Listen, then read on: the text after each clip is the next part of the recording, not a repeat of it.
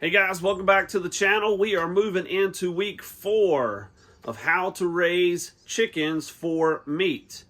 If you haven't seen weeks 1, 2, and 3, make sure you go back and check those videos out. But we left you in week 3 transitioning into week 4. We left the brooder. Now we're out on the pasture. So let's take you guys up to where our chicken tractors are in what we are calling our chicken yard. And we'll show you exactly what we are doing in week 4. Let's go.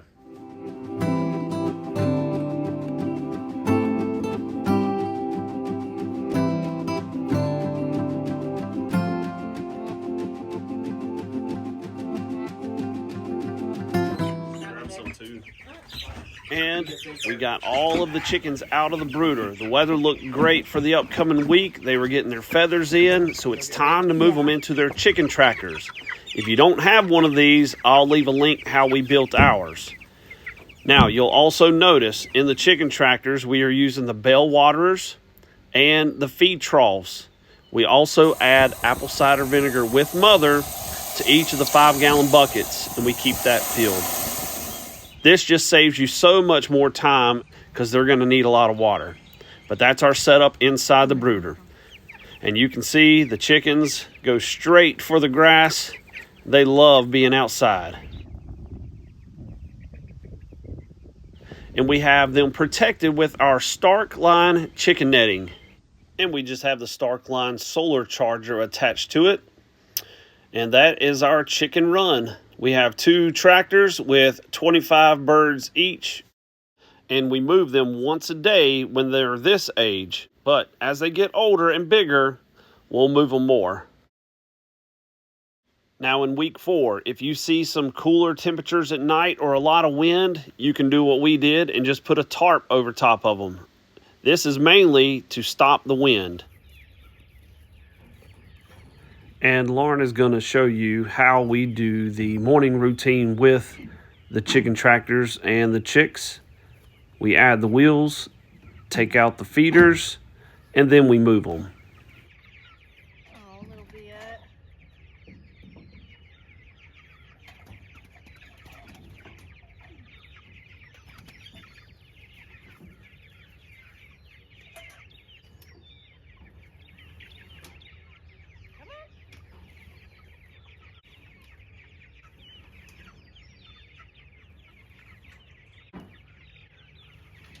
And the one thing you'll notice each time that Lauren moves it forward, you can see where the chicks have been. And that is why we move them daily, because we don't want them sitting in their poop all day. And up until this point, they have been given unlimited feed. Now we are starting to make sure that we measure it out.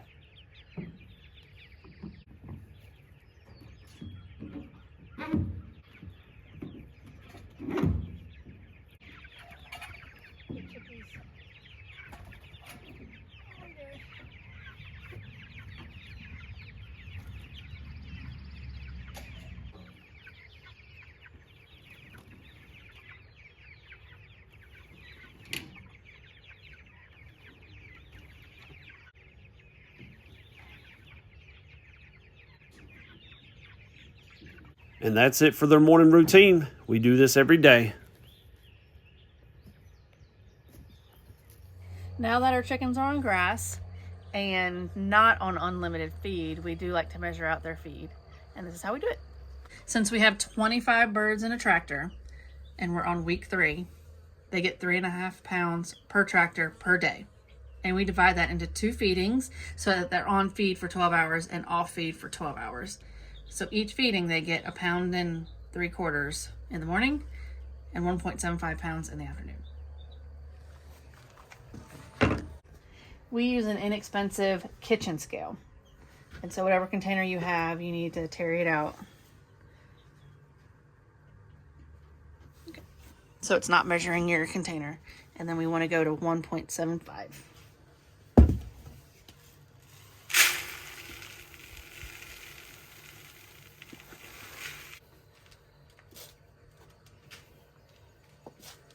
It's okay if it's a little bit more or a little bit less. You can adjust if your birds are getting growing too quickly and getting big too fast, then you can dial down the feed. If you feel like they're not growing as quickly, then of course you can up their feed.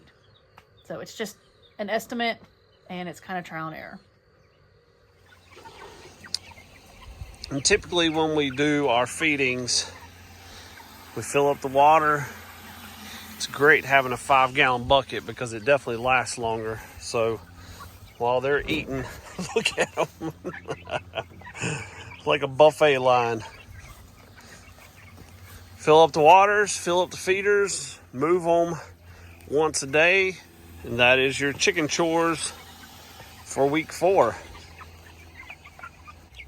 A couple of things that we do that you may find helpful. We put a chicken butt bumper, so when they move the tractors and they get stuck in the back, it kind of bumps them along so they don't get stuck. And the other thing that we did to our chicken tractors is we added wheels. And that is a lifesaver. The first year we did chickens, we did not have wheels on it. And it's just a simple carriage bolt, 2x4 screwed into the frame. We did not have that year 1, and it was a pain to move these chicken tractors because they're pretty heavy, and you want them to be heavy so that critters can't dig up underneath them and that the wind doesn't blow them away. And there you have it. That is pretty much it for week 4, moving them out on the pasture, modifying their feed schedule, weighing it out for each day just to make sure you're not overfeeding them and they grew too fast and they have all kind of problems. Moving the tractors daily, filling up the 5-gallon bell waters. And really, guys, that's about it. Maintaining them, keeping them blocked from the wind. If it's getting ready to rain, you can tarp them if you want to. Moving them daily in the chicken yard. Got our Stark Line chicken netting that's protecting them. And guys, that's it for week 4. Hope you guys continue to follow us along. Week 5 will be here before you know it. We'll post that video when it's ready, along with all the links of the things we've done in the past. Plus, at the end of the 8-week series, when we process them, we'll put our final video out.